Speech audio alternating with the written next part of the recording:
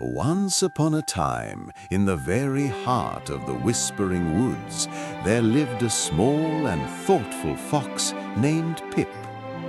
Pip lived in a tiny cottage made of ancient stone and sturdy oak, hidden away beneath the boughs of a great silver fir tree.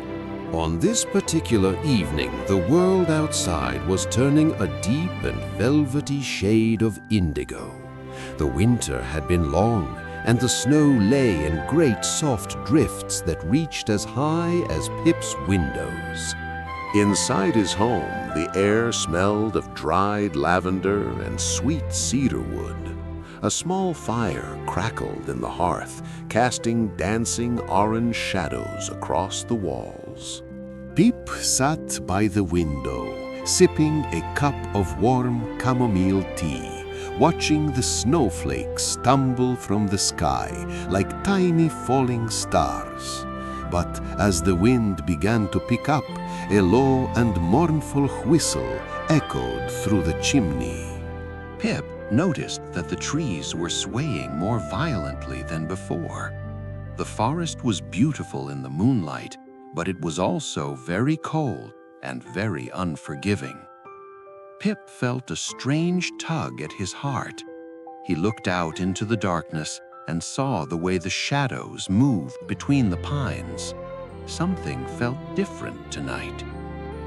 He set down his tea and stood up.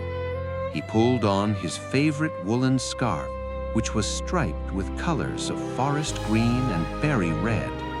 He tucked his paws into his warm mittens and picked up his old brass lantern.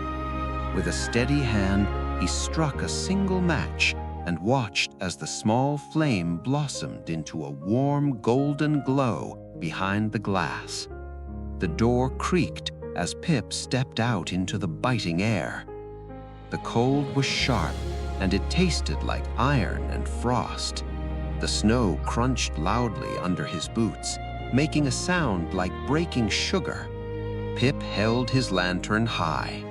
The golden light cut a path through the deep blue evening, illuminating the swirling flakes that danced in the wind. He began to walk away from the safety of his glowing window, following a narrow trail. He did not know exactly what he was looking for, but he felt a pull toward the great hollow where the snow always gathered in deep, silent piles. As he reached the edge of the hollow, Pip stopped. He tilted his head, listening intently. Above the sighing of the wind, he heard a very faint and very delicate sound. It was a soft, rhythmic rustling, followed by a tiny, trembling sigh. Pip moved closer, his lantern swinging gently by his side. There, near the base of a frozen willow tree, he saw a patch of brown fur contrasting against the stark white snow. It was a baby deer. The little creature was buried up to its chest in a heavy snowdrift. Its large, dark eyes were wide with fear, and its long, velvet ears were pinned back against its head. The poor thing was shivering so hard that the branches of the willow tree above it were vibrating. Pip knelt down in the snow. He spoke no words, but he let out a soft humming sound. He placed his lantern on a flat stone nearby so that its warmth and light would reach the fawn. Then Pip began to work. With his small gloved paws, he started to dig. He moved the heavy crusts of ice and the soft powder underneath. He worked slowly and carefully, making sure not to startle the little animal. The fawn watched him, its breath coming in small white clouds that vanished into the night air. Its legs were like thin glass, and it simply sank back into the snow. Pip knew he could not leave the fawn here in the deep blue shadows of the forest. He took off his long striped scarf and wrapped it gently around the deer's neck and chest. He then leaned his shoulder against the fawn and gave a soft, encouraging nudge.